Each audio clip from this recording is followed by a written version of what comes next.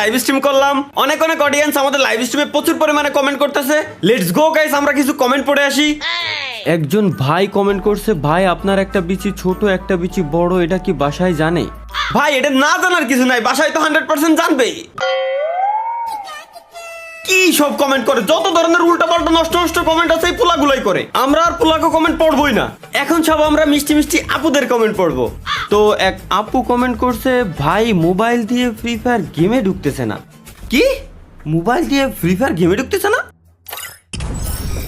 এই বাড়ার গেম, পিসি দিয়ে হ্যাকারে চালা গেম খেলা যায় না, মোবাইল দিয়ে গেমে ঢোকে না। আমাই বেবি আলাই খাইছে রে সামনে বসা হাইয়া আমাই বেবি। এই হ্যালো ভাই। এতালহা ক এর সময় ফোন দিস আজকে? ভাই আপনার কি ঢুকে? হ, আমার তো সেলসেলাই ঢুকে।